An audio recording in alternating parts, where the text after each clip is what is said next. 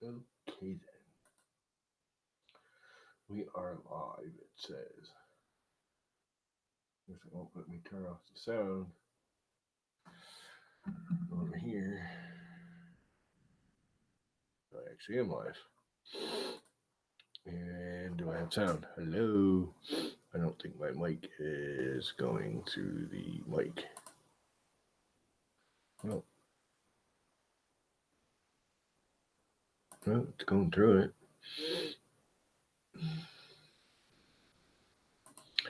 Can you hear me now? Okay, I'm going to turn it on over here just so I know I can be heard. Can you hear me now? All right, it's going through. Alrighty then.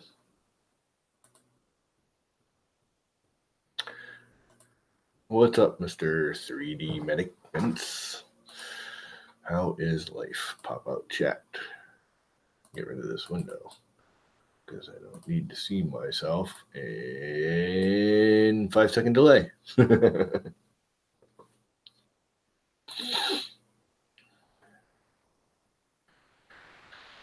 Oh boy. So how is life in the world of YouTube stuff? Hopefully better than mine. My t-shirts are out. Ooh, t-shirts. You can order one. Buy one. Help me out. So it even says 3D printing llama.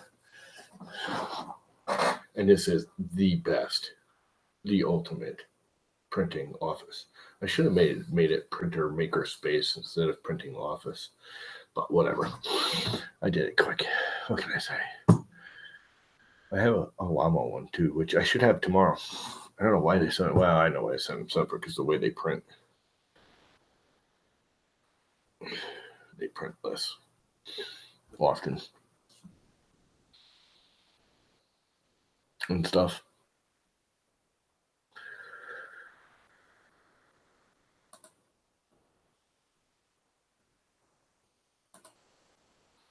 So anyway,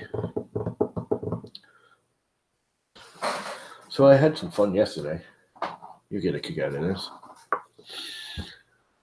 I wiped my computer.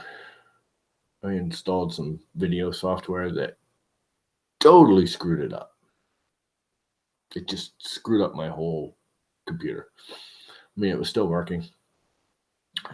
And I'd been testing other softwares and just goofing off with the computer lately and trying stuff. And I did a backup beforehand, and I went back to the backup. And then I thought about it. I said, you know what? The computer's so polluted. Not only that, I took my backup drives. I have 2 backup drives, and I stripped them, and I had cleaned them like a week or 2 ago. Literally spent 3 days doing one of my drives, just going through it, deleting all the like duplicates and the junk I didn't want. Anyways, finally, I just said, you know what? Instead of doing the backup, and there's still like Gucci crap in it, I'm just gonna frickin' save everything that I know I want and just dump the whole thing and start from scratch. So I did. And then I reinstalled Idea Maker and Kira. And actually, I don't even think I got Kira. I think I just did Idea Maker. And I'm going to do the Prusa Slicer too, because it's pretty cool. But anyway, I was like, well, I had to start from scratch because I didn't save any of my profiles like a dumbass. Which is all right, because I had actually screwed them up. I was like, all right, I'm just going to do everything from scratch. Just start over, clean, neat. So I loaded up for the Max Micron over here, my original printer. And I started printing. And this thing came out. And this is hard to see because it's black. But it came out absolutely hideous. And I'm like, I pretty much get the settings for that thing memorized. I mean, I know every, 2mm retraction, this and that. Yeah, I mean, I just know everything about it. I can punch in the settings blindfolded for that printer. The basic stuff. And I went, oh yeah, you know what I forgot? That printer has linear advance activated. So I redid my K factor test. I got this. which there's blue tape stuck to the bottom, but that's all right. And again, you probably can't see it because it's all black, but I need to adjust my retractions a little bit, but that is much better. With a K of 0.2, flat out. Oh, and I put a new style heat brake on it. You guys will get a kick out of this. I have no idea if this is any big deal, but I got these new heat brakes. Most of the heat brakes on that, I don't know if you know. Here, actually, I'll point at the little Max Micron. Get this out of the way. Will it focus on that? Probably not, because that's in the way. Well, let's bring the camera over here. There's the Max Micron. It's got one of those funky direct drive, the old style extruders, where there's just an aluminum block here, right behind this fan, that this little heatsink mounts to, and the motor mounts to, and it goes right through to just solid aluminum block. And then there's a heat distribution fins over here, and it just goes up into it. And you got a little set pin, and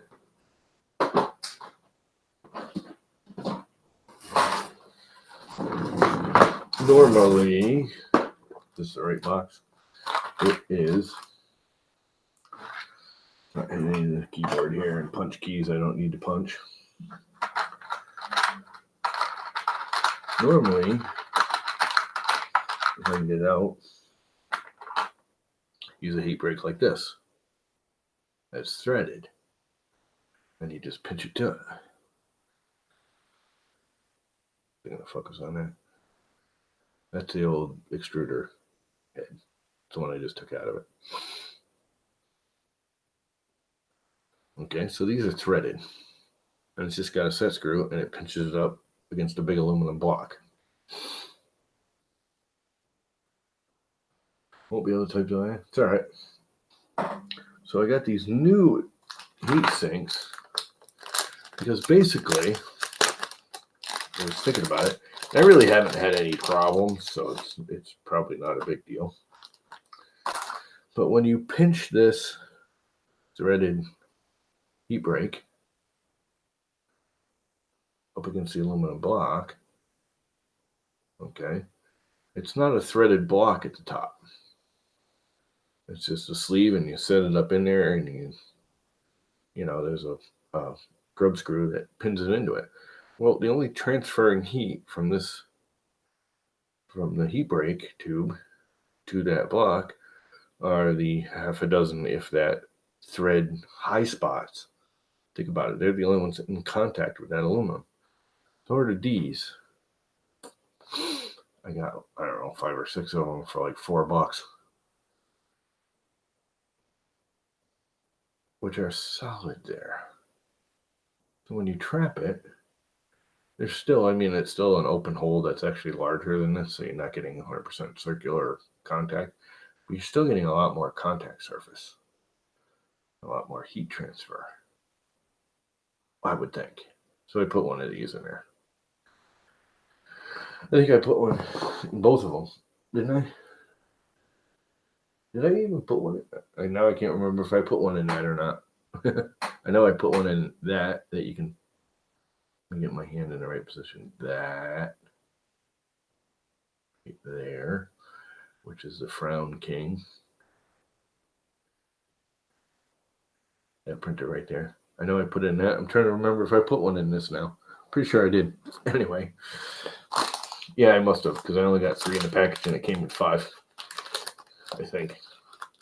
Now I can't even remember.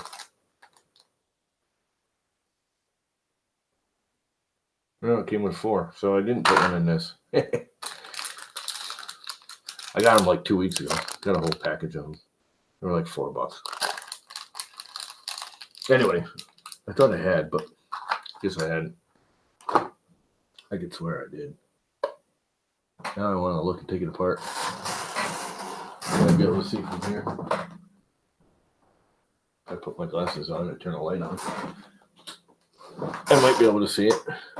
Gotta find me a pair of glasses. Where the hell did all my glasses go? I got about 10 pair of them. Oh, there's the busted up old ones. Can I see that? No, that's still a threaded one, so I haven't replaced that. Anyway, I had to re-level the bed, and I did something else. What else did I do? Oh, I was getting ready to do a different blower setup. That's what I was doing. I want to make this so I can. That one, it's all one piece going down to the air ducts. This one, I'm going to make it snap into here so I can change them. What's up, Brian? So anyway, I had to adjust the height, and I had played with it, and blah, blah, blah. Re-level it, all that good garbage. And all new everything for the slicers. So after I hit linear advance, and again, you really can't see it because it's black, but this came out much better than this. That basically failed. This was terrible. Which is kind of funny because I don't know if you can see it. No, you can't see it. The top surface is hideous. And turning on linear advance made the top surface absolutely beautiful. I wouldn't say it's perfect, but it's much better. So now I gotta do a little tweaking again because I can't remember every little tweak and twist. Working on Monday's video, but it's not Monday. How can you be working on Monday's video when it's not Monday? My t-shirts. You see my t-shirt, Brian? Isn't that awesome? I got llama t-shirt. I should have come here tomorrow. I got my logo t-shirt too. And you can buy one. Go buy one.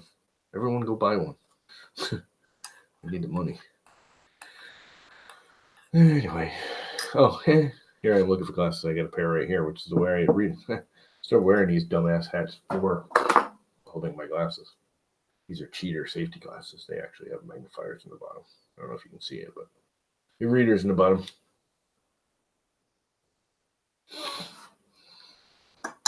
Now I'm having a cup of tea. How was that for Thursday night? I got to reset my YouTube clock.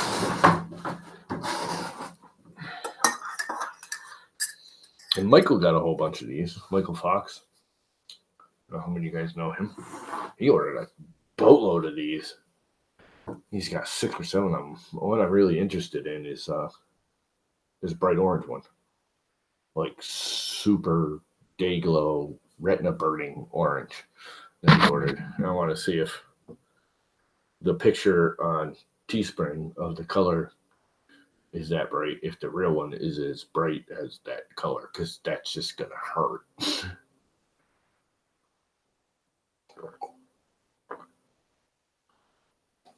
A little milk first, and then the tea. Oh, that's good. Ooh. Here, let me advertise while I'm drinking my tea. Printed solid. I wish they'd do a red cup, like a deep, dark red cup, like almost the color inside here, with black text instead of the red. This doesn't really show. It's hard to see it. I mean, it's a nice mug. I like it a lot. It's like the perfect size. Not too big, not too small. I hate it when they make the really nice mugs and they're, their little 8-ounce like shot glasses. That's not a coffee cup. That's small for a coffee cup for me. I actually like that size. But I hate them tiny little pancake house coffee cup. Or I love those ones. They make it all big and heavy and thick. Like if you go to International House of Pancakes, I believe do that. And it's this big, heavy coffee cup. Feels awesome. Feels like you're getting this big cup. Well, the thing is the actual wall of that coffee cup is like freaking half an inch thick. And not only that, the shape of it is domed inside. People don't realize you're only getting like 8 ounces of coffee in those coffee cups, maybe 10. They're tiny coffee cups. There's really not that much coffee in them. It just looks big, because it's got that hourglass shape. It's tugged in the middle. Anyway, not that it matters because they give me more for free. But I think they do that just to make you feel like you're getting a big cup of coffee. So anyway, now it's getting hot, and I'm starting to drink coffee or tea. It's not coffee, it's tea. And it's been warm here today.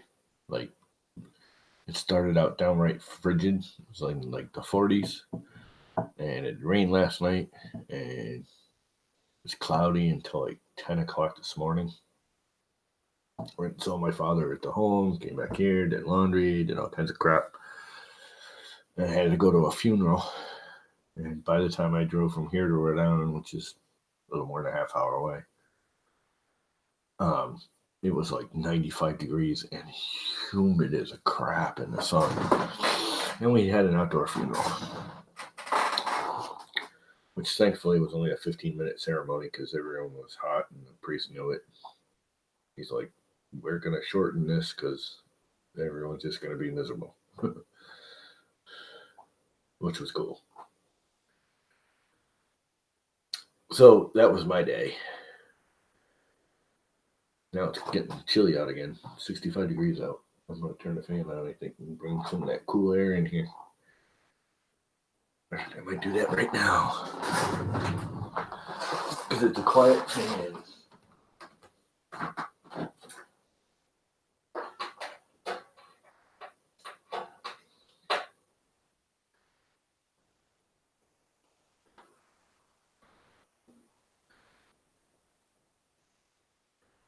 Right about there, you guys probably can't hear it, but I can actually feel it. And you can't see it either.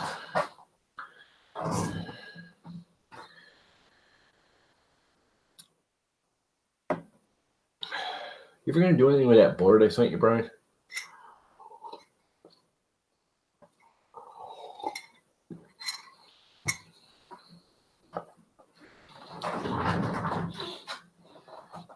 More tape.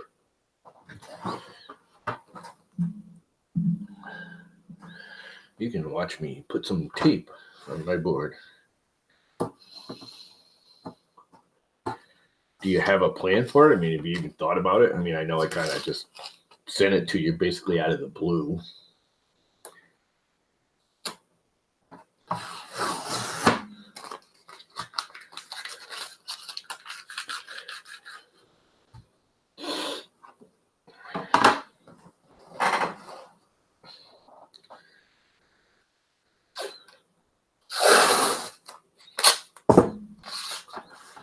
A quick lesson on no, you are not a loser. That is one thing you are not. I need my glasses because I can't see what I'm doing.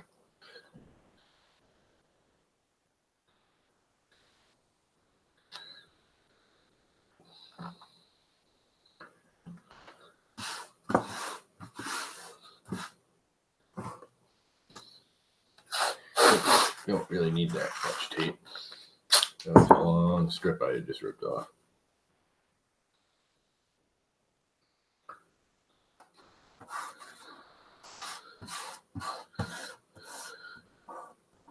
Got a small fold in it, but a fingernail will take care of that. And perfect seams, no seams.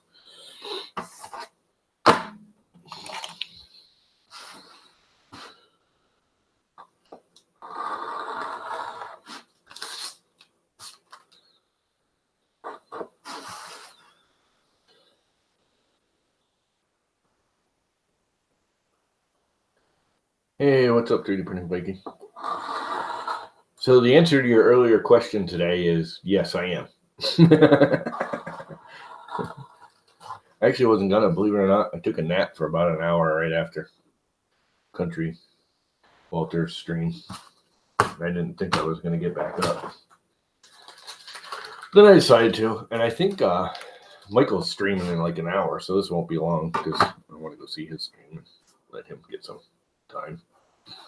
So y'all go to Michael Fox's stream after this.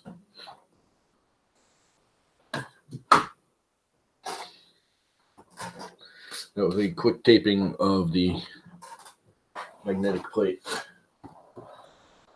perfect. Oh, you can actually see some of the seam right here and here. I didn't get as tight as I normally do. Oh well. Still plenty tight here in the middle where I use 99% of it. Good enough. Excuse me. PEI on one side, blue tape on the other. Use whatever I want, whenever I want. Never have to redo my bed leveling. This is the ultimate answer to what surface do I want to print on. Both. What I'm waiting for, what I want to design, is some PEI blue tape. Why not?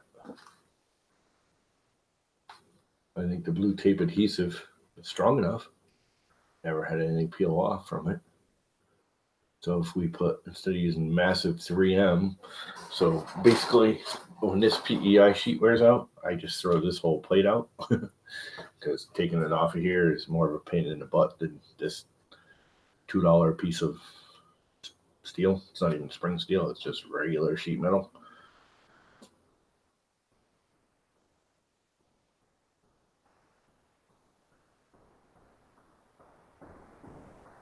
Unseemingly? What's unseemingly? You lost me. Or I lost you. Or somebody's lost. I think I'm lost. Anyway. So the double-sided plate, I never have to adjust my height. Unseemly. Oh, I got you. There's a seam. You can actually see it right here. I missed right there. Right there. I have a feeling this one's curled slightly from being used because I didn't replace it. Is it this one? This one. I don't know. One of them almost never gets touched, so I have to replace the other two like more often for some reason because it's not. This is actually cut. Yeah, it is this one. These are actually 3-inch, and this is only like 2.5. Anyway, close enough. Yes, it is. And I only use the blue tape for stuff I really don't care about, like this thing. Smack myself in the face. This thing with the blue tape on the bottom, which I can get off easily. Everyone whines about the blue tape on the bottom. You just put it on a wet paper towel for about 5 minutes and it wipes right off. It normally comes right off. That one it came right off. No residue. I just had the nozzle a little too low on that one. I lowered it.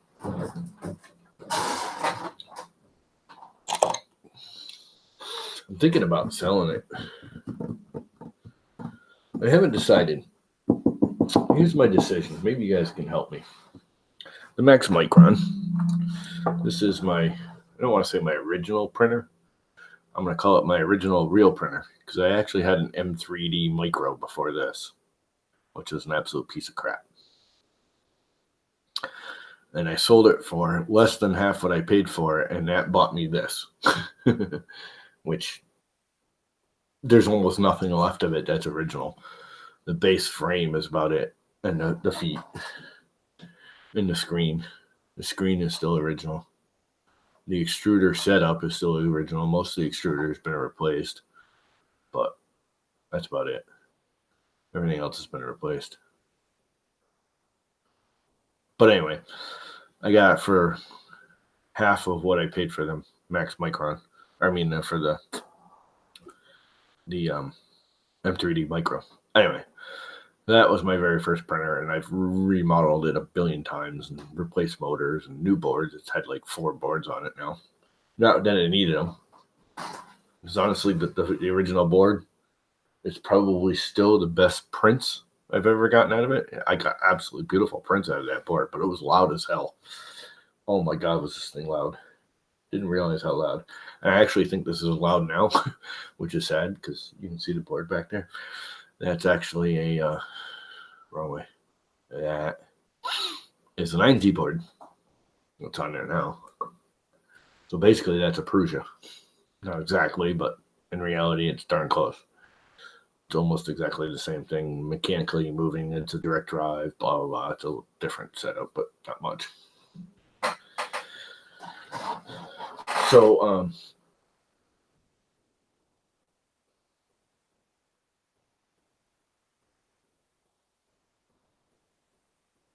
from Fly Stack myself, I think I've seen those. I haven't really looked at them. Everyone's loving the Wham Bam, and I kind of like the Wham Bam myself. But I can build them for $10. Why am I going to spend 80? I mean, they're just.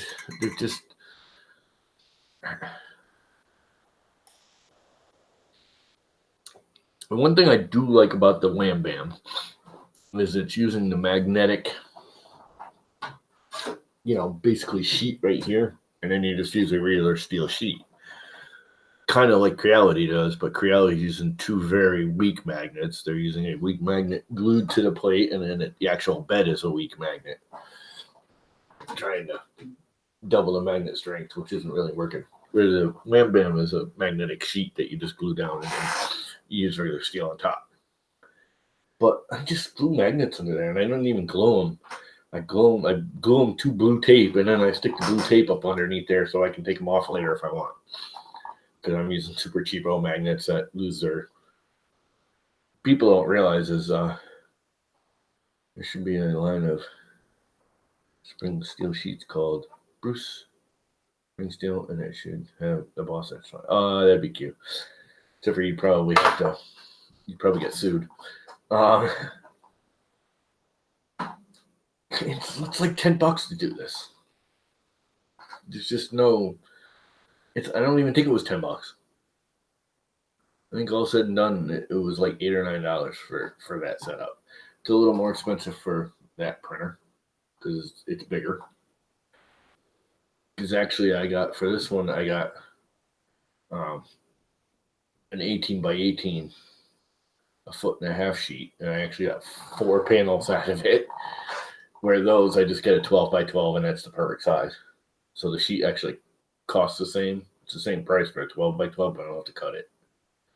I did it for that thing too.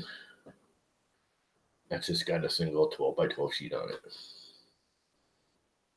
What do you mean, even that with all the magnets on that? Yeah, the Wham Bam looks great, but and I don't want to knock it because everything I've seen looks awesome, and everyone seems to like it, and people are really liking the PEX, which I can see because PEX and their chemical formula, the PEX they're using is just PEX that they use in water lines. Don't let them tell you it's different. It's the same stuff, but it's a different mixture of the same stuff. That makes sense. The 4 base chemicals, the 4 base materials are the same in PEX waterline as they're putting in the bed. This is what I understand. I don't know. I'm not a chemical scientist. This is what I understand. It's the 4 base or 3 base plastics mixed or 2 plastics and a chemical additive, whatever. It's the same ingredients as regular PEX that you use in your water lines. It's just a different proportions of each, if that makes sense. Yeah, I want one of the Wham Bams, but I'm not. I just can't. I can't afford it. Even if I, I want it, but I can build them. That PEI sheet costed more than that whole magnetic bed setup. It's just a waste. Now, if I were doing, high temperature stuff, I mean, I only bring that up to 70 for the PEI and 40 for blue tape, and that's max. I've never brought that bed up over 70 degrees. If I were doing, nylons and ABS, that would probably fail because those magnets would start kicking. And actually, the magnets on the Max Micron are starting to fade. I've noticed they're getting weak. And they do get weak. I wasn't sure if the magnetism loss for heat was a temporary thing. When it got hot, it lost some magnetism. When it cooled down, it brought it back. No, if you keep reheating it, it will lose it permanently over time. That's evidence of it because it's definitely not as strong. But it's probably strong enough. But I have noticed I don't know if you look at this. This has got a slight warp to it. It's actually got an S corner to it. It's high here and then low here. And it usually traps down and flattens it out. But I notice when I put the PEI on and I crank it up to 70, I literally have to go and straighten this sheet out. Now, this isn't spring steel again. This is just regular old everyday sheet metal. There's nothing springy about it. So if I really crank on this, it'll stay in whatever shape. So I can actually straighten this out a little bit, which I'll do right now. Flatten it out. And then the magnets will do the rest. The minute it hits the magnets, it flattens it out nice. But if there's a wicked S corner in it, it won't always straighten it out completely. But I usually bow it in the middle up so the edges are tight because I have more magnets in the middle. There's like 4 magnets right in the center of the bed, and that sucks the middle right down tight.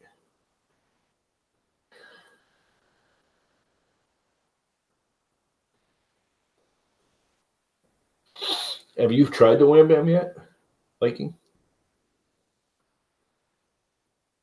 My 2 things with the Wham Bam that I really, really like is the magnetic sheet that you put down on the bed. That thing is, I think it's like a 3 mil sheet, magnetic sheet, which is thick, which gives it more magnetic. I mean, all that is car door sign, magnetic sign stock that they've just upgraded the material to get the magnetism up. Magnetism, is that the word? What's the word I'm looking for? I don't know, magnetisms is the right word. Magnetisms. Anyway, the little magical stuff that come up and grip. The wizardry crap in a magnet. Anyway, that sheet looks, and it's supposed to handle what, 140 degrees or something before it starts losing its oomph. Yeah, me too. It's just out of my price range. But I do like their magnet sheets, and I like the whole setup. I do say I like the setup, but it's like a $30 or $40 setup in my mind, not $80 or $90 setup for something like that. I think this is like $50 for the 220, which this isn't even that. This is a 200. But the 300 by 300 is like $80 or something. It's ridiculous. And it really isn't, because I've been looking at doing the same thing, going, you know what, I could do this myself. I'll go out and buy some magnetic material, and I'll go out and buy some PEI sheets, and I'll go out and buy some stainless steel. I'll go out and buy a sheet of spring steel. I'll cut them myself. I can do it. I've done it. I have the brake. I can do all that stuff. And yeah, the shipping's probably ridiculous for you too. You're out on that little island. Continent. Is that actually an island or a continent? It's actually a continent you're on, huh? Anyway, it's an island. Small continent, big island. Anyway, oh wait, you're in Sweden, huh? I was thinking you're in Iceland or Greenland, but no, you're not. You're actually in Europe, aren't you? So you're actually on the continent. Anyway, yeah, shipping is ridiculous. But buying the material, true spring steel, is way expensive. Like, to buy a sheet, I looked at buying one 300 by 300 sheet. If you're going to buy them in singles, that was like $45 for one. I think it was 20 mil spring steel, 300 by 300 junk, 12 inch by 12 inch. Yeah, that's right. You're in Norway.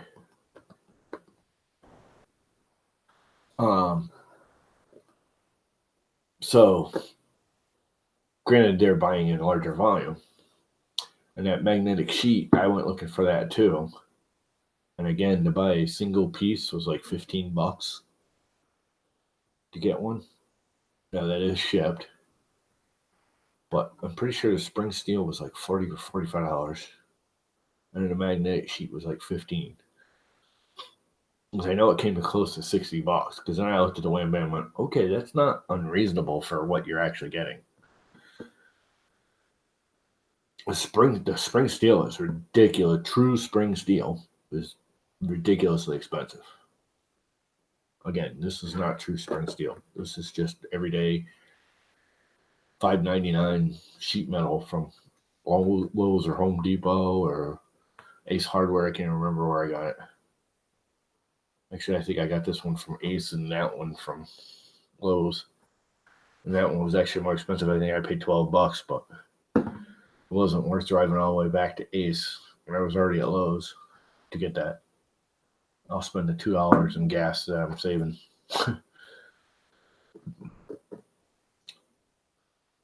And then you got to cut it and everything, but come on. And I'm sure they're getting like massive rolls, especially now. I mean, the wham bams are pretty popular.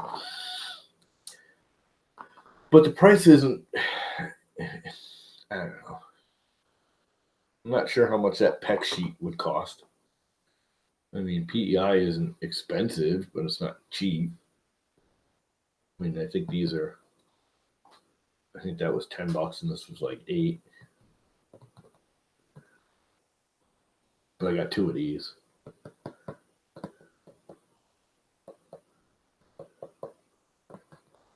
Actually, one of these, the original, I got 2 PEI sheets when I ordered this for $8.99, I think it was. It's the really thin. It's only the 1 mil. And I originally stuck it on a glass sheet because that leveled my bed. And I thought about it. I said, screw that glass sheet. It's a pain in the butt. I want a spring steel. And again, this isn't spring steel. It's just regular everyday sheet metal. But it's springy enough. As long as you don't go too hairy on it, it holds its shape within reason. As long as your bed's set and you have enough magnets, the minute you stick it down, the magnets level out any warpage in it at all. Again, as long as you don't, if I stuck my thumb behind here and cranked down on it, I could put a permanent, divot in this you'd never get rid of. But as long as you're reasonable with it, it's just not. I would like to get the magnetic sheet over the magnets underneath for weight. That magnetic sheet cannot weigh as much as all those magnets. And I almost went back to the glass. The reason I went to this setup with the sheets and the magnets was hoping to save some weight so I could get the bed to swing faster on the swinging bed i3 styles. By the time you add the magnets, it's like 5 grams less than the glass sheet was. It's not that much lighter. So, if I get it going fast, I still get ghosting and all that around the corners and all that crap. The little ribbies. But the convenience of the spring sheet over glass, no more stupid clips. It holds in place. Even if the print is stuck too well, it comes right off. That's the other thing I love about blue tape. Everyone's like, oh, blue tape's it's miserable. Yeah, but if it sticks on there too well, you don't have to break the part. You rip the tape a little bit around the edge and you jam your putty knife up under the blue tape and you take the part off with the blue tape on it. And then you don't destroy the part. You don't destroy your bed. Blue tape, I mean, you saw how fast I can put blue tape on. Granted, not everyone can do it that fast, but I've had 50 years of experience of putting on blue tape. I do have an edge there over most people. But still, it's cheap. It works. You don't have to play with it. If it gets damaged, it's easy to replace. Yes, if you have to do it every single print, it can be obnoxious. Or you set up your bed height properly. I usually get about 15 to 20 prints per taping, depending on a few factors. I mean, if I do a full-size print, it's going to tear the blue tape. I don't care what anyone says. I'm not getting that off in there. But most of my prints are you know, about this big on the build plate or similar, and I can usually pop this off without taking a boot tape.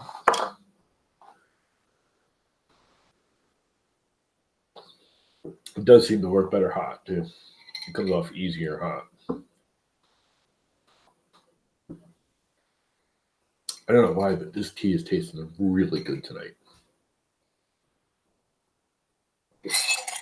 For one, I put a little too much sugar in it, so it's a little sweet. I actually like, but it's gone now. So I might have to get a rum and coke. Didn't drink after the funeral. At the funeral or after the funeral. My brother was drinking. All my nephews were drinking.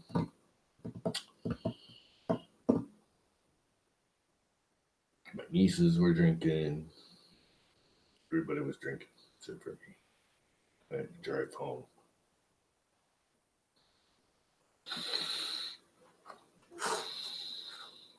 Dinner? What's dinner? Yeah, actually, I will do that right now. Because I didn't have it for the longest time, too. And it occasionally would pop up. Let's see if I go here. Because he has it pre-scheduled. Subscriptions. Right here. Share. Copy. Here is Michael Fox's, which is funny to say that. Stream in, I think, like an hour. 85 minutes.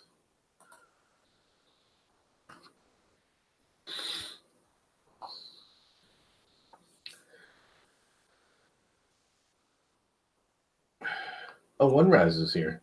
Dude, I didn't even see you pop in. What's up, one Mr. Raz Taz of Oneness?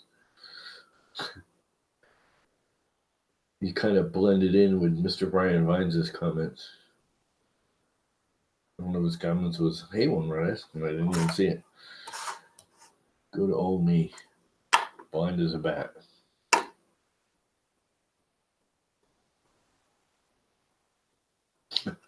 Anyway, I was gonna print something, but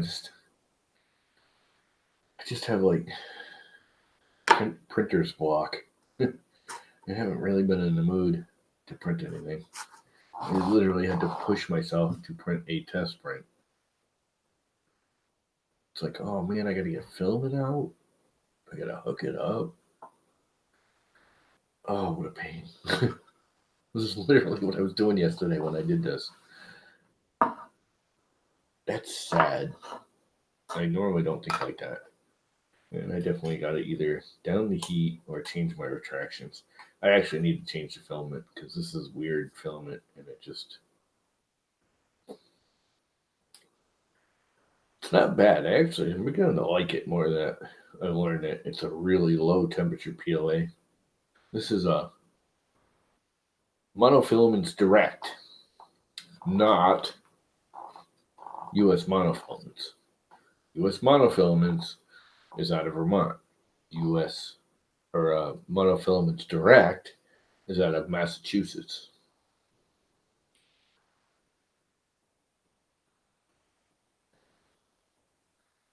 Well, what do you mean by fake tack? Oh, like a build tack? I did the build tack and it works, don't get me wrong. If I were in production, I'd use PEI. If I were doing day to day, every day, put something on the printer, print it, either sell it or use it or do whatever.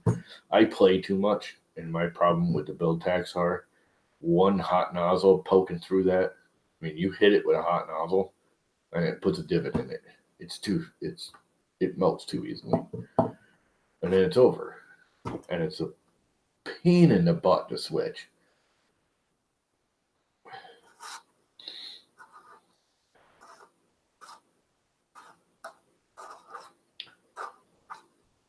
And it didn't.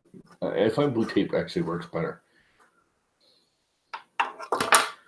That actually came with build tack. Some, like you say, fake tack. It's a good name for it. Clone tack, fake tack. And I ended up putting blue tape on top of that originally because I didn't want to peel it off the bed because that was before I had any kind of, removable bed clipped onto it or stuck on it. So it was directly on the aluminum heat plate. And I just didn't want to deal with peeling it off of there. Everyone uses that 3M adhesive, and they're like, oh, yeah, it sticks on there really good. And I'm thinking, yeah, but this is a semi-disposable material. You really don't want it to stick on that well. You want it to hold, but you don't want it to stick on that well. It needs to be replaceable. It's not a permanent fixture. That's what I'm saying. I would love to see someone come out with blue tape, PEI in a roll with the same adhesive we use for blue tape. That adhesive right there. That is plenty strong enough for most stuff. Again, if you're doing even ABS, I did have ABS peel blue tape up once. I didn't print a whole. I only did like 2 rolls of ABS my whole life, but I did have a big print that I was doing. I can't remember. Oh, I was doing a light switch cover. It was a double banger, and it was actually a single that I was converting to a double. It was a double box that I took the double switch out and put a single switch in. If that makes sense. So it was a double box cover plate with a single switch in the middle, and it was large.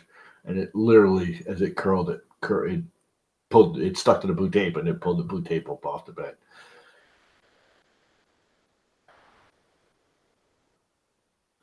Yeah, it's. I'm not, and that's my only issue with like build tax and those stuff. I mean, they work good. I've had them. I've had the fake ones. I've had the real ones. I've had dozens of them. My problem is I damage them long before they wear out, and they're just an obnoxious pain in the butt to replace.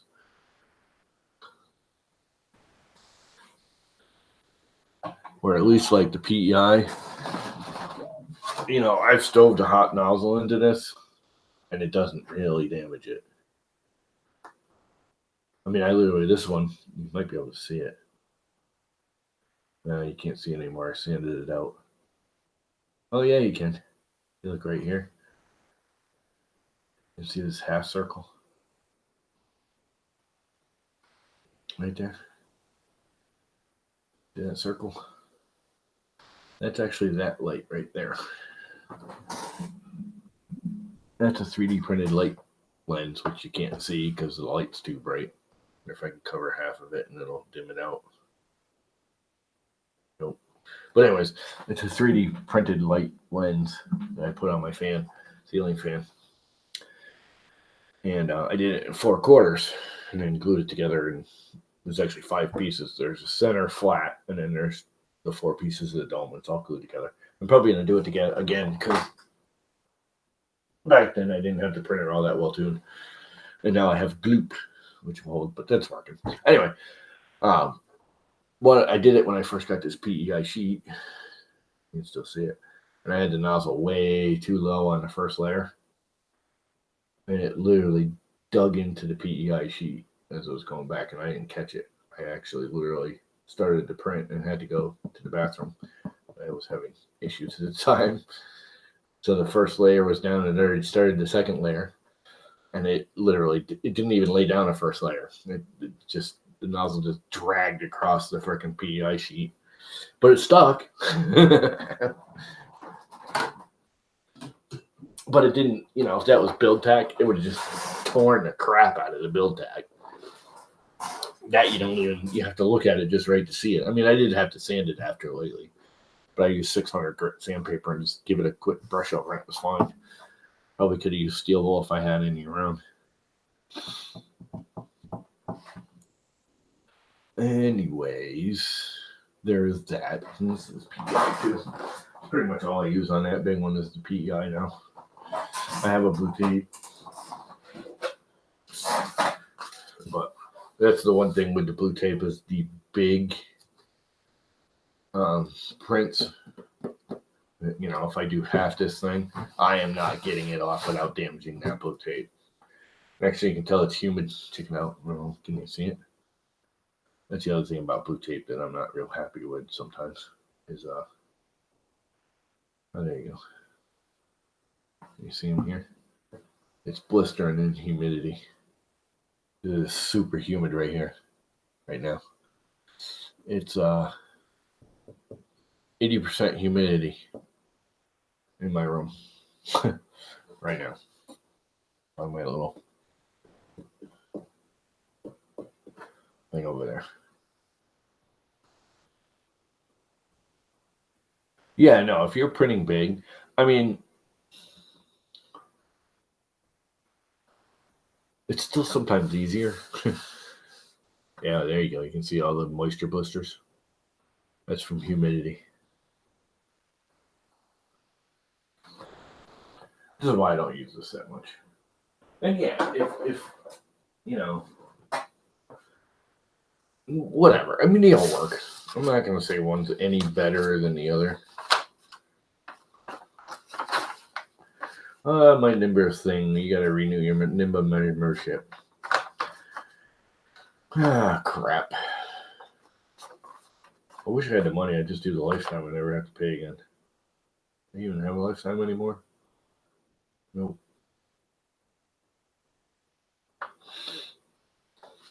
Nimba. Yeah. Hey, Jake. What is up, Jakey Matty Jake? And Mr. Buttram. Same old crap. Different day. My t-shirts. Isn't it awesome? Is this not truly a perfect statement?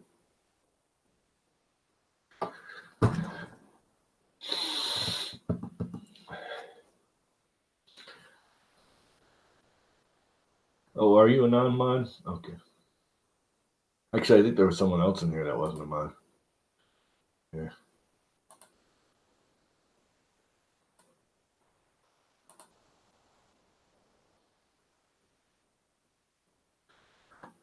Who else was in here that wasn't a mod earlier? Oh, maybe you are the only one. Well, we'll have to fix that. Okay. Fixed. You have a wrench. You've been wrenched. Print something there, Viking, so I can make sure you got wrenched.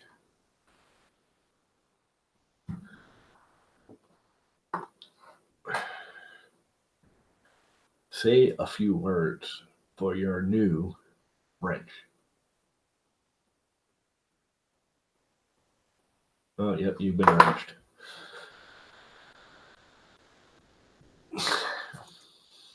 What do I have in here? 8 people? 9 people? Not really worried about the oh, I closed that window. What's in the mailbox? What's in the mailbox? YouTube just goofing off YouTube. There we go. 5 whole people. Yeehaw. You are part of the gang. Buy a t-shirt. Look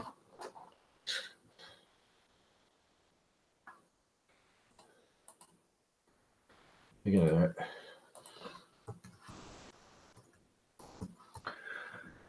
Oh boy. Another happy day in paradise. Storefront.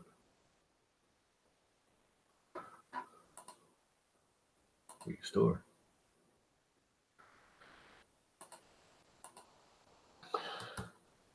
Here's where you buy my awesome t-shirts. Not that any of you are going to buy any. Not that I blame you for not buying any. I have another one. Another toilet one. The Throne of Thoughts. Instead of Game of Thrones, it's the Throne of Thoughts. And there's a dude straining while he's thinking on the toilet. And then there's my regular logo. But anyway. I should have my regular logo one tomorrow.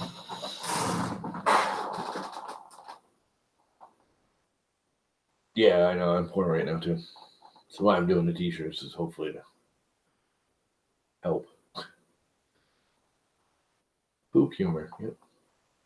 We like poop humor. Well, I was gonna do the extruder one, you know, where you're sitting on the can and you're extruding, but there's like dozens of those out there already if you go looking.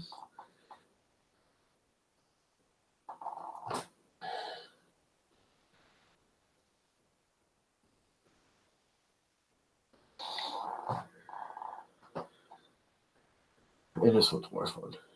I mean, come on, that is the ultimate 3D printing office. Should have said maker space or 3D printer space, but whatever. Close enough. We'll do it. Teespring is not bad, dude. And these are, I am surprised. These are real nice. This is, I mean, they're light. They're not super heavyweight. They're not the ultra cheap, and they're Hanes tagless. These are actually pretty nice t-shirts. I was really surprised when I got it. I was expecting a super cheapo. I want to see what the colors are like. Michael got like 5 of them. He bought of these because he wanted them for streaming, which whatever. But there was a bright orange one that is like, oh my god, orange, and he ordered one.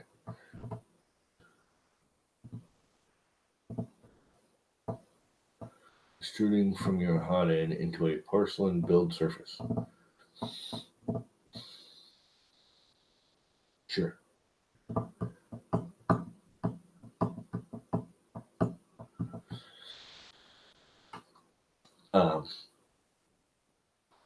Yeah, where was it? Oh, the orange one. He's got an orange, and he ordered an orange one. And this is like orange from hell. I mean, this is retina burning, smoke your eyes out, orange.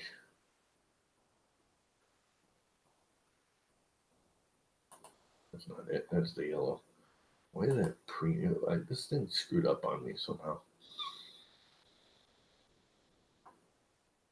They're just supposed to be t-shirts. I gotta eliminate a lot of this stuff that no one's ever gonna buy. This one. Share screen.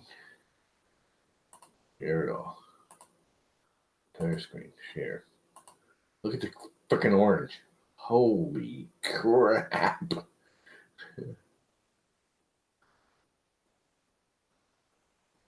I kind of like this on paint too. It's actually kind of nice. I think I got this on the charcoal, which is what this is. This is like a charcoal gray. Colors that say that is black.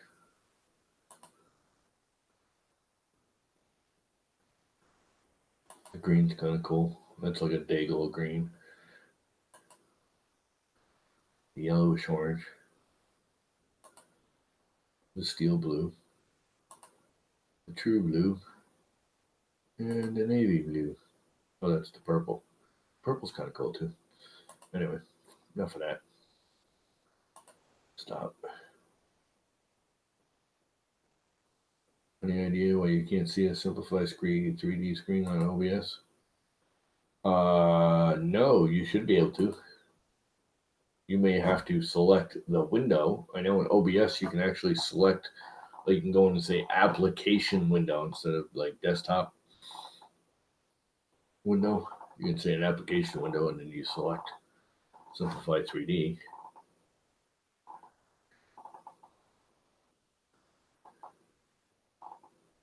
Same with this. It's the same with this. I don't know. It's still screen sharing, right? Won't let me redo a screen share, screen sharing. But when you select a little screen sharing, it asks you if you want to do an application window. Like I can just do the chat over here on the side, or like I can just make it the little chat window share. All you see is the chat.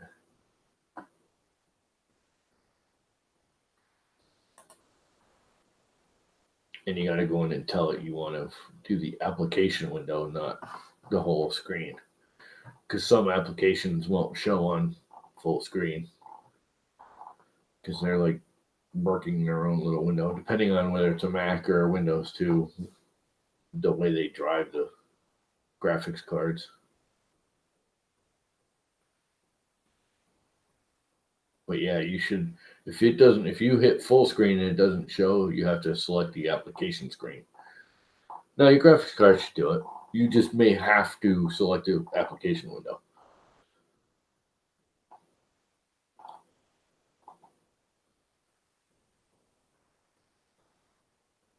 Yeah, some pop-ups don't. Again, if you select them as a window, if you're doing a desktop full screen stuff, some windows, some applications won't show now.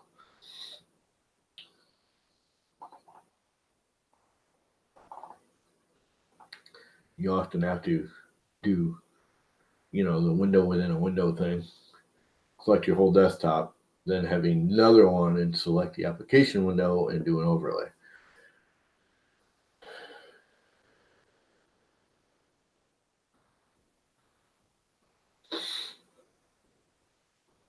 Try it now. You want to jump in?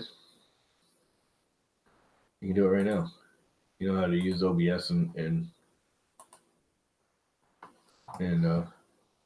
Hangouts, right? You can jump in here and do it right now. If you want.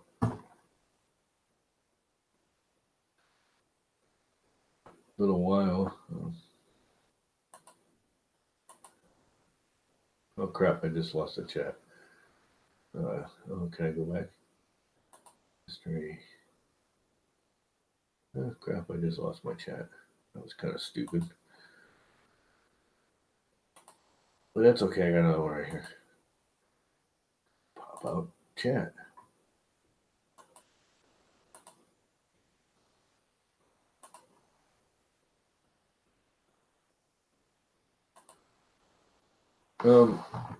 Depending on what you have, yeah. That's why I don't run OBS at all. OBS just totally screws with my computer. And I haven't really run it on this one. This is the one Brian sent me, which is a little bit faster. Well, it was a 2.4 Intel Duo, and this is a i5 dual core, and it's faster. That was a 2.4. This is a 2.6. Not that much, but enough. It allows me to actually watch high speed. The graphic card's better in this one too. And not by much, but enough.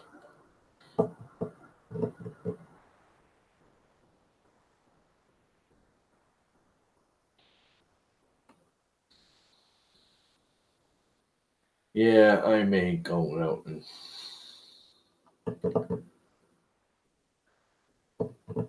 think I'm gonna get a PC for streaming. The Mac does it. Does it okay. It's not great. OBS hates the Macs. It works and works and works, and then it just doesn't.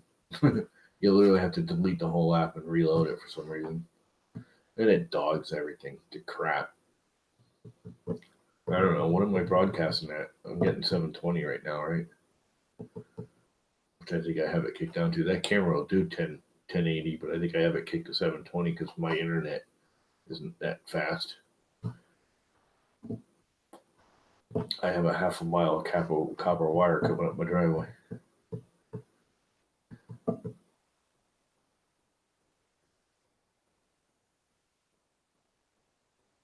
You melted your BL Touch too? I did see the fan on Twitter. That's kind of funny. It's so funny because I've stuck stuff in all of my fans hundreds of times. I have never broken a blade. I've always gone, click, oh crap! And I'm like, what happened? I'm always seeing places where people are like, oh man, I stuck my finger in the blade. I cannot tell you how many times I have stuck, one of these things into that blade. Dozens and dozens and dozens of times. And I've never broken a blade. Never even marked them. I mean, I've always looked and gone, oh, did I bend it? Did I damage it? Is the blade tip damaged? Nope. Nothing. Can't even see a mark on it.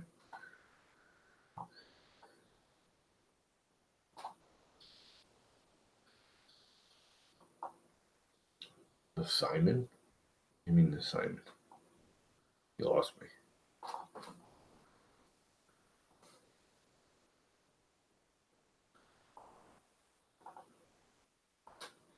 The corner of the build tack sheet through it. What? Okay, how did you get build tack up into the fan? Isn't it supposed to be like glued down? Not flexible? Not. Don't get it. You lost me there, buddy.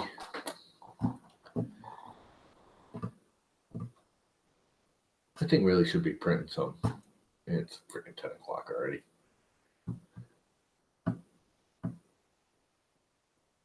Oh, the sun on. You broke that sun on already? Is that what that one with the broken blades?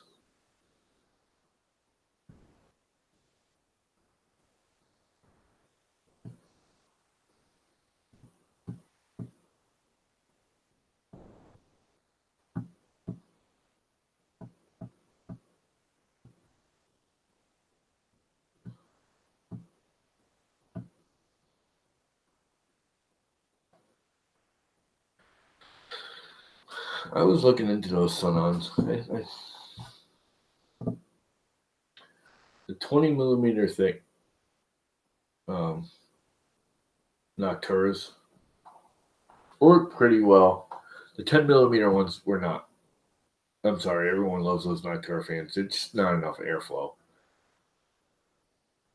But the 20 millimeter thick ones, that's what I have on all of them now. Except for that one. Because that's a Noctura that Gun put on it. And I'll probably put a 20 millimeter on it and just redo the whole outer case.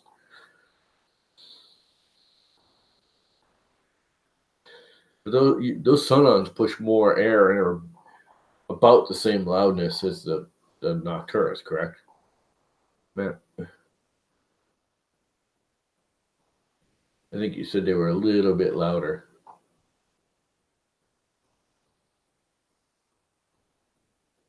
Yeah, these are all 4020s. Both of my printers are 4020s. The only one that's got a 4010 on it is, and they're fairly quiet. I mean, I can hear them when they kick on, but they're not ridiculously loud. The power supplies are way louder. And actually, that right there, that's one of those 5-volt blower fans, and that's actually pretty quiet. Again, it's not dead silent. It's not as quiet as the Nocturas, but it blows a boatload of air, and it's the 5-volt, and it's not ridiculously loud.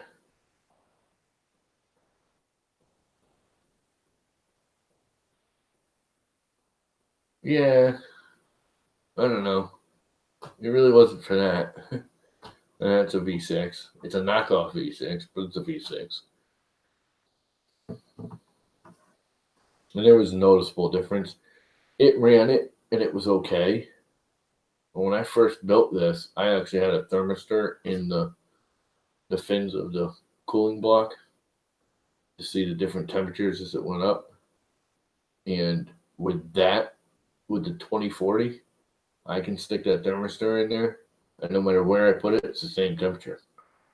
There's almost no temperature difference between the very bottom fin and the top fin.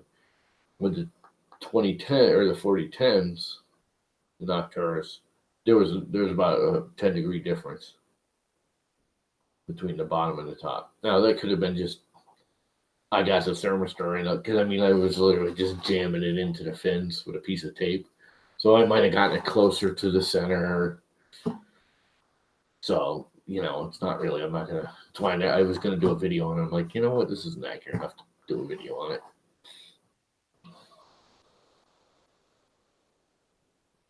A V6 Volcano clone on my CR10.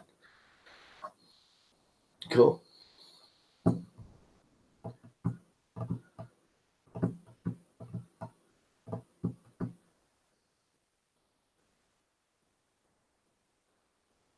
I'm sure I like the volcano idea. I mean, here we are. We're always trying to make our hot zone as small as we can, and also now everyone's making it big again. Doesn't make a whole lot of sense to me. I mean, I get it. You're trying to melt more plastic and move it faster and blah, blah, blah, blah, blah. But I do not have melting plastic speed issues. I have things just not moving well at high speed issues. A Xyltech, huh? And those Xyltechs were carrying those. Is it the whole unit for $20 or just the hot end block and nozzle heat rate?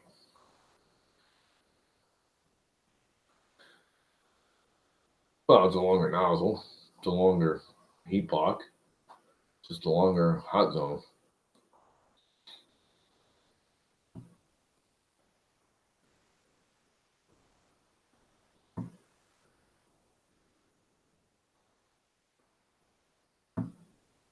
And 3 nozzles for $20. Not bad. I ain't got $20 to blow right now. Don't need it. I can't. Again, how fast I melt the plastic with any of my printers isn't what's holding me up. Even this with the Core XY, it's just not stable enough. I start going at over like 60, 70 millimeters a second, and I'm talking true. I love these people who say, oh, I'm printing at 120 millimeters a second. You watch it, and what they're not realizing is the acceleration and all that crap. It's not going anywhere near 120 millimeters a second. Your acceleration, your jerk, your all that crap is slowing it down. So unless you're doing these big long movements, it's never actually getting that fast. But anyways, if I set that thing over like 60, I start getting issues in the print. It'll start showing. Not terrible, but at like 80 or 90, I think it's the fastest I ever got it going. It just everything looks like crap coming off of it. And that's mostly because these towers, I think, are plastic this way. I think it's because those are flexing a little bit. If I made those out of aluminum, I think that would cure my whole problem. These 2 towers holding the belts. Those are aluminum or some kind of stiffer metal. I think I could go faster. That's got a 0.8 nozzle on it. Best thing I ever did with it. Love that 0.8 nozzle. I actually got all 3. I did the tube on the Frown King. That's got a 0.8. The Max Micron's got a 0.4, and the Frown King has a 0.6. I have not printed with the 0.6 on the Frown King yet. I just put it on there. Life and everything. I just haven't been printing much. I haven't fired one of these up. Well, I did. I can't say that. I didn't print yesterday. This is the only thing I have printed these 2 things in like 2 weeks. I still got that box down underneath the laundry basket right there. There's a box I got to send to Florida full of all kinds of prints I did a month ago. I told her, I'm going to send you down all this stuff. So I put it in the mail. Oops.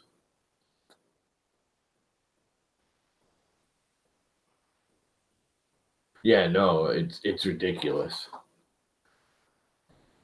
It's absolutely ridiculous on these 300 millimeter and up printers to have a 0.4 nozzle.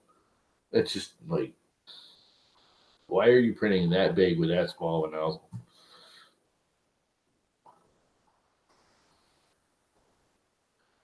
Hey, let's put a 0.2 nozzle on it and print at 0.05 layer height on a, like that Moon City. How long is that going to take? 2 months. 365 days. That would be kind of cool, though. I'd almost want to do that. See how long it would take. Take that Moon City model, make it like 300 tall. You know what I'm talking about, right? That half moon with a city in the middle. That's like a really long print. Do it with a 0.2 nozzle at 0.1 layer height instead of 0.2. So half the layer height, or 0.05. Because I can do 0.05 on that. That would be awesome. I wonder how long that would take. Yeah, 0.8 is, I mean, base mode is just awesome. I think it looks better in base mode with a 0.8 nozzle. 0.8 nozzle at 0.3 layer height, at least with that printer, is like awesome. It's just really, really awesome. I think I boxed all the bases, but it just looks sweet. Not only that, it's actually strong. Even the polyalchemy, because that's what that is, which that roll is no good right now. I got to put it back in the box. It's going to have to sit in the box for a month. Because it is wicked humid. Oh, we're down to 75% humidity from 80. You were when I started this stream. How long until Michael's up? He's got to be coming up pretty soon, ain't he? New window. History. Where's Michael's? Show full history. Come on, I was there earlier. Goofing, hangouts, create a new event. Where'd it go?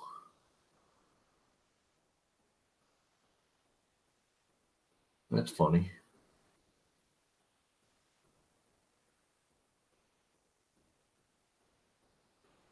How can that not be here all of a sudden?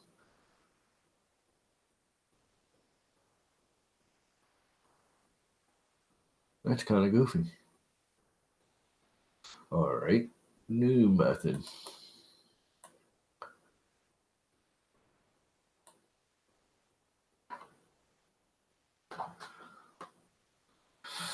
Yeah. Oh, vases and fill blend is awesome, huh? I like that fill blend. I'd like to order me some. If I had money right now, I'd get a couple rolls of fill blend. I loved fill blend. You've seen my trick with fill blend, right? Where you can actually get different effects by the way you hold, the way you feed the spool, the sample in. Because instead of just, if you roll it like a normal roll, where it feeds in and stays straight, you will get your normal vase. If I can reach it, you'll get your normal vase.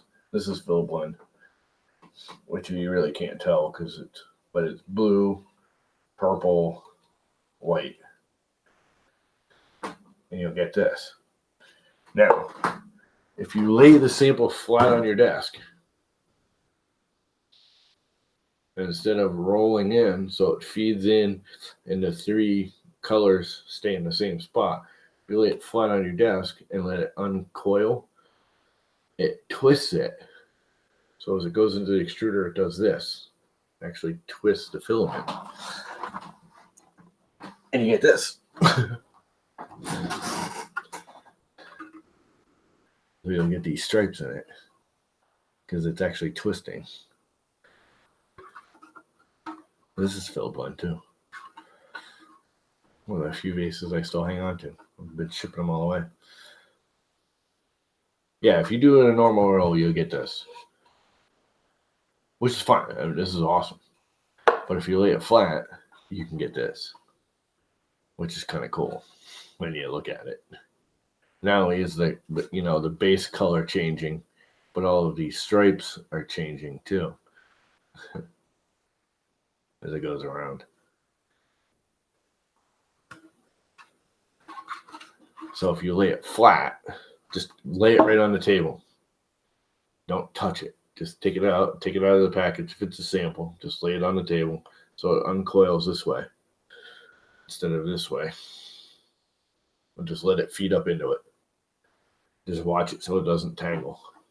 And you don't even have to do anything. If you lay it flat on it, as long as you have a big enough surface that the coil will sit there. I actually took like a cup almost, like a glass, and put it in the middle so it wouldn't walk around the table. It would drag it, so it actually unwound it. Yeah, but she'd probably like something like this too. I mean, that's freaking cool. This is still my favorite of their colors. This is like the first one they ever did, color combo, and it's the red, green, blue.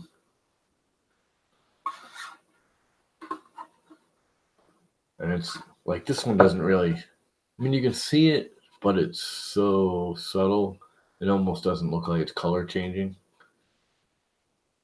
The blue and the purple do, but the white just makes it kind of fade between the two, which is nice. I mean, don't get me wrong, if that's the effect you're looking for, it's kind of cool. But I like them more. I mean, this is obviously green. This is obviously red. This is obviously blue with some red in it. It's almost purple, but it's supposed to be blue. But that's just an obvious, it's a more obvious color change.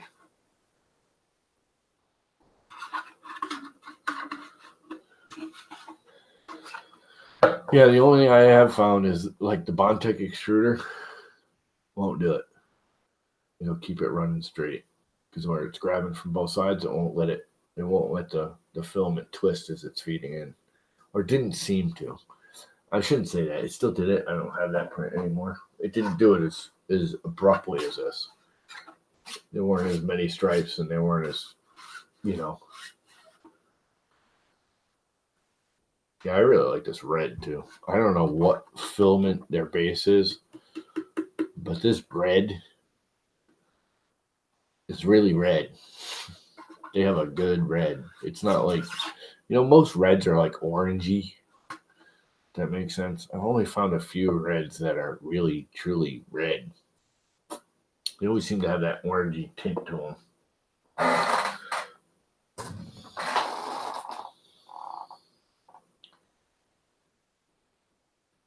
I like the fill blends.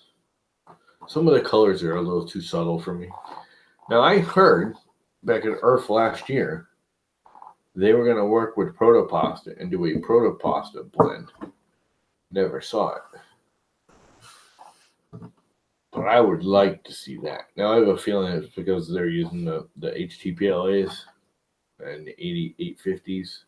I have a feeling when they were rerunning it, it's basically, from what I understand, they're just taking regular everyday filament and they're re-extruding it in 3 extruders that are really, really close together. So when they squirt out, they basically adhere to each other, and then they shape it as they go out.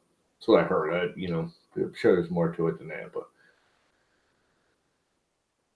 yeah, exactly. They take other filaments and they mash them into 3 colors.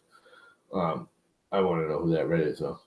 But I have a feeling with the HTPLAs where they're reheating it with the protopastas and they're pushing them through the extruders. I have a feeling it's annealing on them in the extruder, which is fine. The filament comes out and the filament looks fine. The problem is it's really hard to print with an annealed PLA. You have to burn it at like 250 to remelt it and get a smooth burn. And I think that's the problem is you take Protopastas, HTPLA, because they're using the 8500 indigo plastic. Reheat it, reshape it, make new filament out of pre-made filament.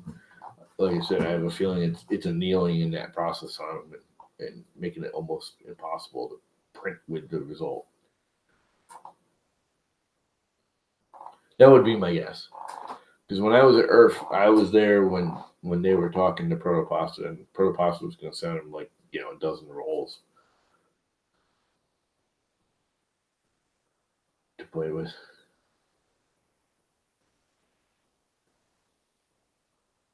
Yeah, and the minute you anneal it, it's like you can't really print with it.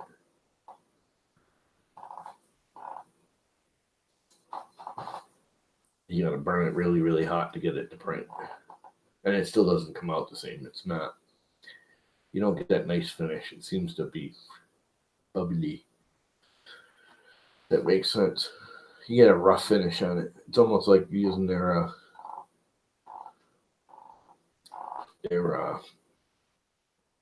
matte filament. I like that matte filament. I got to do something with more of that matte. The problem is I never use it.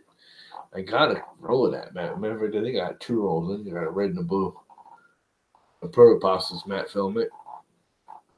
But it's one of those I'm always experimenting, and I don't want to waste it on an experiment. And it's not the easiest stuff to print with. It's not difficult. Honestly, the Protopasta is probably one of the easiest. I always have problems with Protopasta. I can never get it just right. I can get beautiful prints out of it. And other HTPLIs, oh my god. Everybody hates Maker Geeks, but Maker Geeks was the easiest. That's all Maker Geeks. The whole printer is Maker Geeks. HTPLI Raptor, all annealed, all beautiful, solid. Stuff's great. Company sucked. The material was good, generally. I did get a couple of rolls from them that were garbage. But the company was the problem. I wish someone would buy them out. Get them out of there. The problem is whoever bought them out would have to buy out all their debt and crap.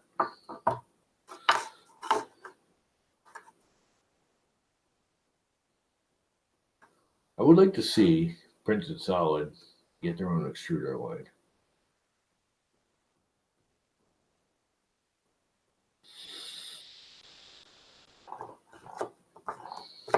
I would like that. Because I think he would do very well with that. Though I have a feeling he's going to get over his head real quick.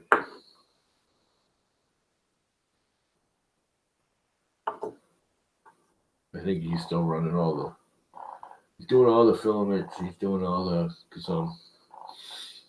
I can't remember their names. Why can't I remember their names? What are the 2 guys that printed Solid?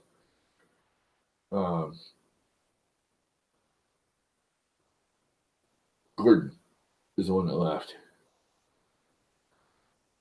And why can't I think of his freaking name? Dave and Matt. Yes, Matt Gordon. And Dave. Dave's got it now. Matt left. I guess Matt's still there, but part-time or whatever. Anyways, Dave's running it. And I think he's still, because Dave did all the laser cutting and CNC machines and all the mechanical in-house stuff. Yeah. They're both great guys. I talked to them both dozens of times.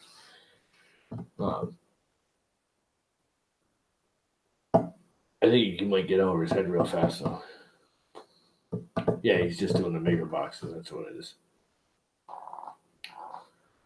But it would be cool if Dave could pull off finding a place and setting up and doing his own extrusions. But I guess, I know they're using IC3D now to do their house filaments, which is cool.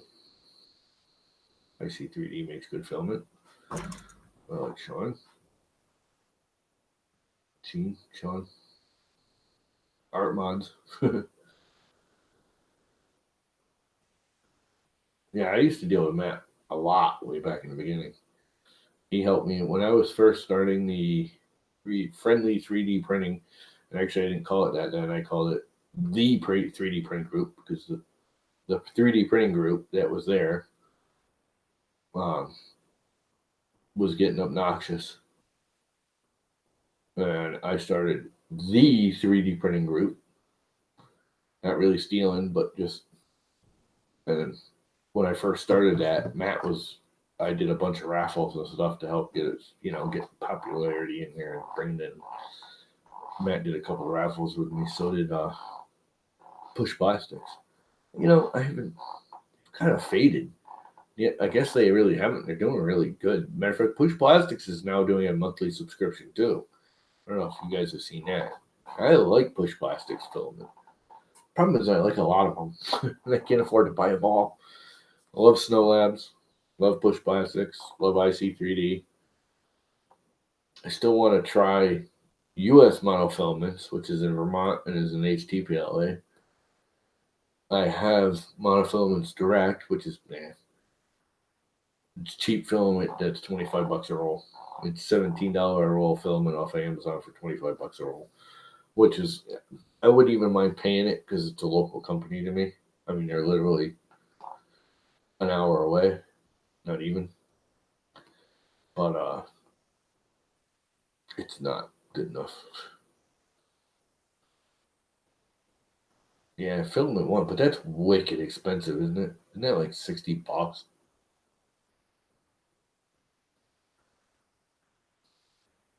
And I don't like samples. That's the thing with the Push Plastics is Push Plastic is doing full roll.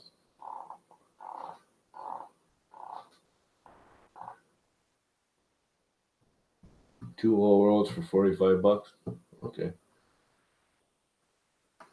There was a couple other of them that were doing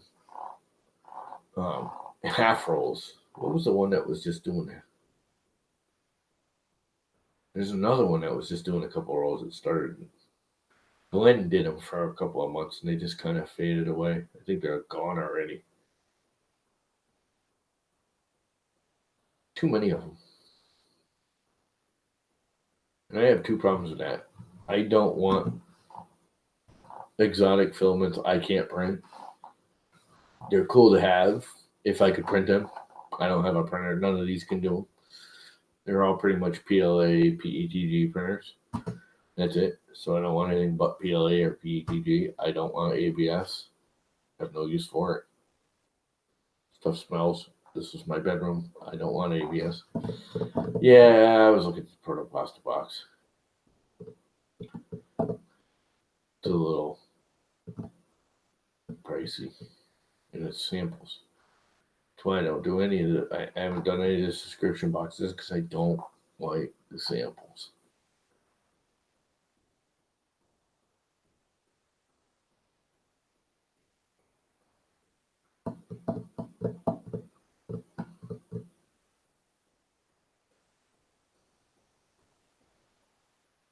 $18 every other month. That sounds cheap. I thought the Protoplastic was more than that.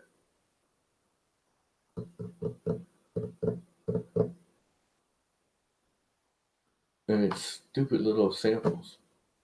Don't like samples. They're a waste. They're too small to do anything with. Not even, and I don't like the sample coils, which I don't. But samples are just too small to do anything with. Yeah, it's just too small.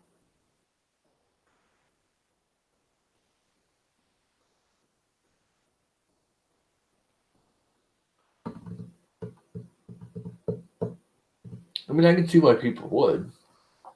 And if I was more open-minded in my filaments, that makes sense. But I did all the, 5-6 years ago, I did all these samplings and doing things. And, I want PLA, HTPLA. It's really all I print. I don't even print that much PETG. The HTPLA can do anything PETG or ABS can. You just have to anneal it. Most of them now, even the shrinkage from HTPLA is minimal. The only reason I started using PETG is for the quadcopters and not because of strength. It's no stronger. I never broke any parts from my HTPLAs unless I drove it straight into a tree. The PETG is lighter, quite a bit lighter. And that's the only reason I use it on the quadcopters. For the same, if I use the same, I usually do like 4 top and bottom layers, or 4 bottom and 6 top, and then 4 shells for any of the quadcopter structures, depending on what the infill is and all that. And I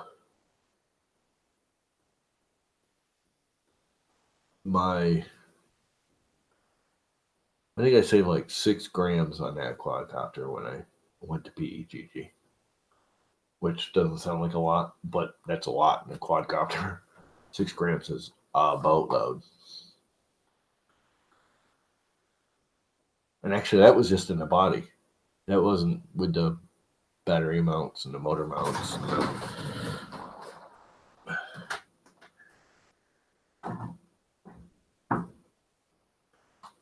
Because this thing is all PETG now. It was originally all PLA.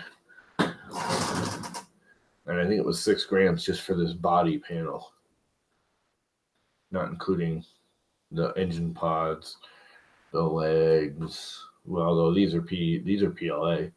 The legs, you'd think I'd make those out of PG, but the motor pods are PETG now. But I'm pretty sure I saved 6 grams just in the body. This is PETG now too. Yeah, the whole thing's PETG except for the legs. The legs are actually PLA. You'd think it would be the other way around.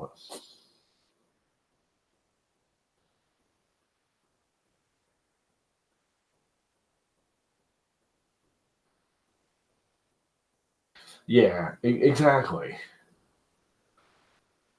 Again, if I was set up to do exotic filaments, like true exotics,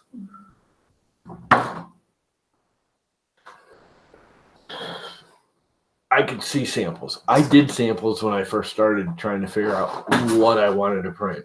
I got samples of ABS and PETGs and PLAs, blah, blah, blah, and this and that and the other thing, way back when I first started.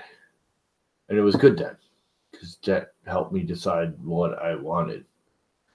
Now I'm done. I know what I want. I want PLA, HTPLA, maybe PETG. That's it. I have no desire for the other products at this point. Would I like to do some of the nylons? Would I like to do some of the peaks and stuff like that? Sure. That would be cool. Not in my bedroom and not with these machines. And right now, I'm stuck in my bedroom with these machines. So any of that stuff I need air filters and all that kind of crap for ain't getting done. Not printing with it. So I don't want samples of that crap. Well, the only thing I'd like to try samples of, because it's just a novelty and I'd never print a whole roll, are like some of the scented ones. I would like a sample of like the pine tree one that Protopasta comes out with every year. I would like a sample of that just to smell the pine tree burning in my house. I mean, I'm sure it smells like a burning pine tree. And like, they aren't doing it. I think Robo's going under. Does anyone know if Robo's going under? I think they're going under. Robo used to do a whole line of scented. They used to have blueberry scented, strawberry scented, mint scented, and they have like no filament anymore. What they do have is mostly ABS. I think the Robo 2 freaking flopped on them too heavily to recover. I remember when the Robo came out, that was like a really good printer at the time. Yeah, coffee. I would like to do the coffee one. Actually, no. I played with the carbon fibers. I didn't play with carbon fiber PETG. I did play with carbon fiber PLA, and carbon fiber. The way carbon fiber works is by having long strands of carbon attached together, crisscrossing to make a structure. When you grind it up so small that you can push it through the nozzle, carbon fiber loses its structural integrity. It doesn't work anymore. The point is to have a long strand interlocking each other in long strands to make structure. Grinding up carbon fiber loses its structure. The whole carbon fiber loaded carbon fiber PLA is weaker than PLA. A lot weaker. I played with it. It was nowhere near as strong. And talk about shatter. It would shatter faster than regular PLA. PLA is more than strong enough to handle the stress. PLA, ABS, PETG. PLA is the strongest of all three. Everyone says ABS is stronger. ABS is not stronger. ABS is impact resistant. If you crash your quadcopter into a tree, your ABS quadcopter may flex and bend, and it's still going to break. I don't care what anyone says. I've smashed them, ABS, PTG. You hit a freaking tree, it's going to break. The two things about PLA that are bad is it shatters. When it hits something, it doesn't just bend a little or break in one spot. It freaking disintegrates. It like blows apart. And the other big problem with PLA is, well, there's actually two more. Heat. If you have it wrapped around one of the motors, or you have it wrapped around the battery pack, and the battery pack isn't, ventilated properly, it can actually soften a PLA. HT-PLA does not have that problem. If you take HT-PLA and you honestly don't even have to anneal it, because anywhere it's hot, if you run it and let it warm up, whatever's heating it will anneal it. Because I built here. I probably have a couple of them still here.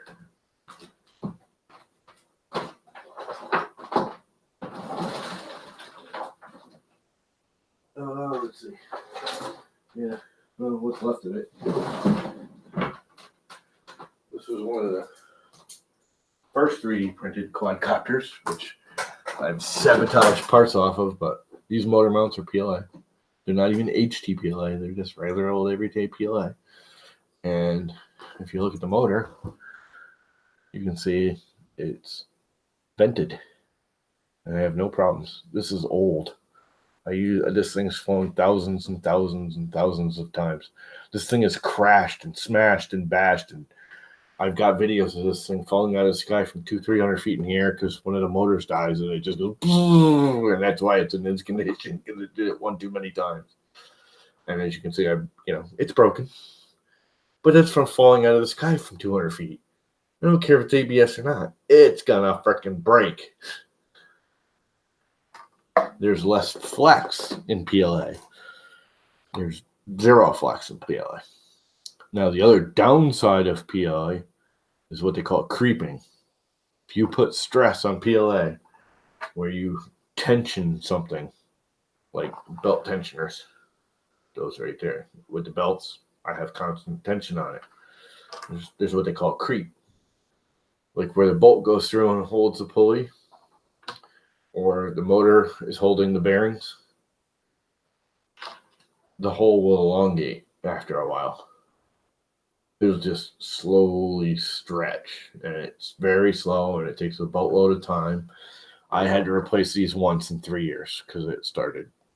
Those two have been replaced. That and that have both been replaced this way. That one, I've replaced those both once because they creeped. I did not anneal those. These two are been annealed, so it hasn't been a problem since. But if you put tension on PLA and just leave it there, over time, it will pull. Like if you put a screw through PLA and you put tension on it in a direction, it will slowly elongate the hole over time. It's called creeping. You anneal HT PLA and it won't do that. And PETG and ABS do it too, but just not anywhere near as bad. PLA does that really bad over time. Regular old everyday PLA. This is just regular old everyday PLA. This whole thing. Except for the carbon. These are actual carbon fiber sticks.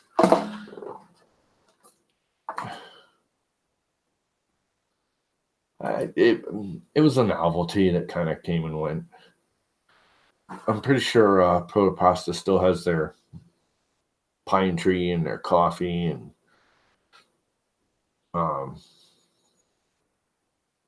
There's a couple companies that's all they did. And they were really big for like 6 months back. Oh God, 3-4 years ago.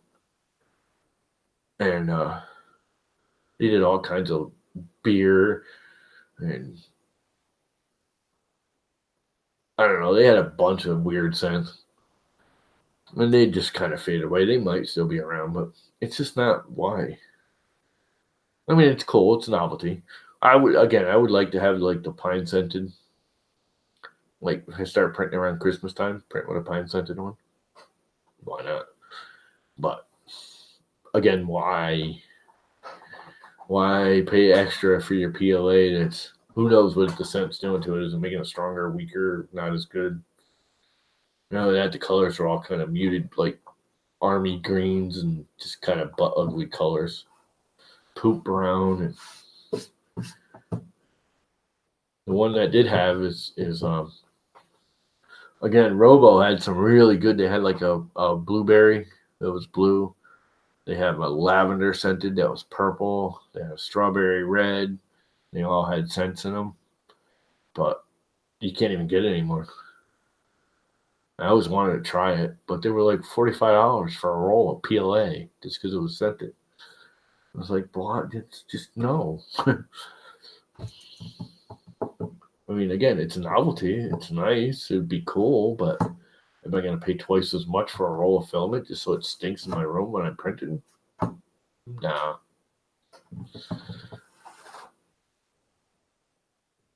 Yeah, once it hardens, you don't smell it anymore. Well, I've heard the proto pasta, if you sand it, the scent comes back. But again, you sand it, the scent comes back. You stop sanding it, 5 minutes later, it's going again.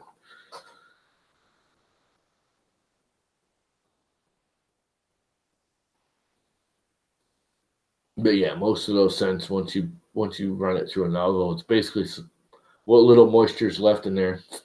Yeah, somebody's still making that. That is still being made, I believe, the bacon scented. I believe. Um, Joel, 3D printing nerd, had that for a while. There's one other weird one he had. I think there was the beer. Oh, Protopasta's making the bacon. Yeah, that makes sense. It's one I really don't want. It's just gonna make me want to go get bacon. It's gonna make me want to go make some real bacon. Anyway, new window. YouTube. Is Michael streaming yet?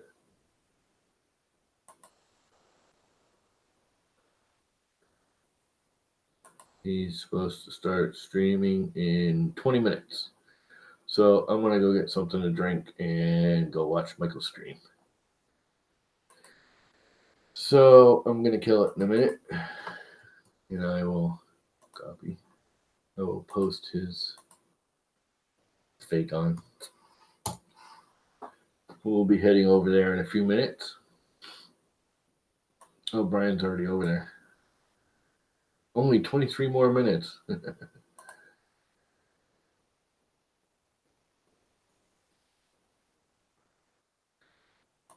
So yeah, I'm gonna kill this. Go get something to drink and go watch Brian. I mean Michael. Brian's over there watching Michael, who's not there yet. So he's just in the chat. So, anyways, on that note, and of course I killed the chat by oh no, there's the chat underneath. So later, guys. Thanks for stopping by.